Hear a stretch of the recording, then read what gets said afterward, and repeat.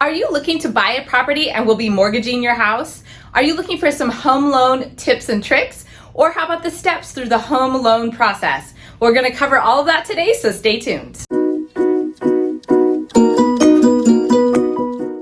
Hi, I'm Theresa Wellman with HomeownerExperience.com, your local San Jose, California Realtor. And today we're going to cover a lot of home loan topics. I have three main areas we're going to talk about, so we'll break it down. The first is the loan approval process. In the loan approval process, there are 6 main steps. So choosing a home loan officer that you're very comfortable working with is going to be really important here because they're going to guide you through those steps along with your realtor. So the first step of the home loan approval process is to gather your documents.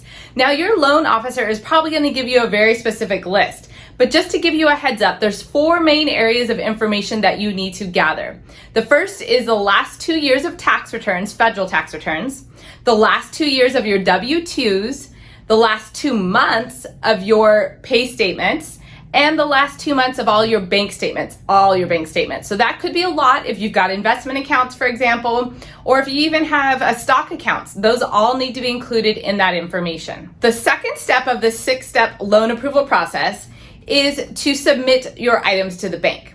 Now there are 2 ways you can do this. First, you can do that with just your documentation, or you can do it with the specifics of a property. Now that kind of depends if you're being pre-qualified, pre-approved, or underwritten beforehand. So I'll talk a little bit more about that later. But you're definitely, no matter what process, gonna have to submit that information to the bank. If you've already identified a property, along with your information, you will also need the property's preliminary title report, as well as a recent appraisal. That's one of the first things that your lender is going to order is an appraisal once you're in contract. The third step of the 6-step loan approval process is underwriting. Now this is when your file, all complete, goes to the person at the bank who's gonna look at all the documents and try to make sense of everything. This process allows them to really understand how your money has been moved, where it's coming from, do you qualify, and are you financially stable? So this could come back with a conditional approval, which would be step 4, or it can come back with a lot more information needed. So it depends on how far along they get with that. But the underwriter's job is to connect the dots and understand if there are any questions that are not answered. Don't assume the bank understands why you made large transfers of funds.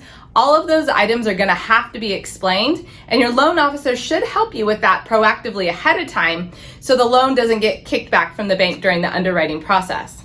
So ideally, step 4, like I said, you get conditional approval. Now, conditional approval means they approve you, they approve the property, but maybe they need just a couple updated things. For example, an updated bank statement because time has passed and a new statement is now available. Step number 5 is a clear to close or a final approval of your loan. So that means all conditions have been met and you've submitted all the documentation that the bank requires, and they are full approving you for a loan. Now the last step is the loan actually funding, meaning the bank has completely approved you as in the previous step and processed all the documentation. So you will need to be signing off on loan documents, signing off on the final closing disclosure, and then they will fund the loan.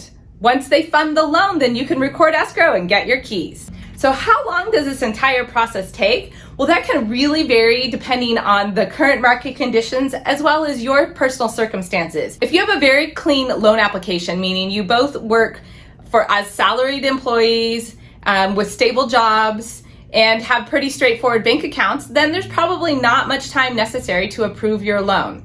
But if you're self-employed or you have a lot of investment properties or you move a lot of money around, that process could take a lot longer. So on the short end, the loan approval process could take 16 days from start to finish or up to 40 days. Now, if you're purchasing a house here in San Jose, typically the sellers like to see a 30-day close or even faster in some cases. So the more about this process you can do ahead of finding a property, the better. Okay, the last topic we're going to talk about today is the home loan tips and tricks. So I've got some really great ideas for you that maybe you've not heard anywhere else. These are from my favorite lender that I work with, and things that she knows will help make the process easier. So the first one is to create a folder on your computer where you start to save new bank statements, new pay stubs, everything all in one central place. because it is inevitable that the bank will likely ask for updated statements, or if you don't find a home right away and you've submitted your loan applications, you're going to need to update those items. So if you're in the home shopping period of your life, it's definitely advised to save those items in one place so you don't have to hunt and scramble for them when they're asked for. And that would go to the 4 main categories that we talked about: your W-2s, your tax returns, your pay stubs, as well as your bank statement. One other thing to include in that area is if you transfer any money, why did you do it, and in a proof of it leaving one account and going into another, so we have traceability, because a lot of underwriters are going to ask for why money was moved and want to understand that.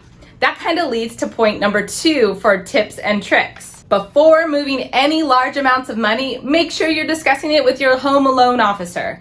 They can advise as to whether you should do that or not do that, or how to properly document it so that this does not become a problem in your home loan approval process. You also don't want to make any big financial changes or decisions or purchases during this time.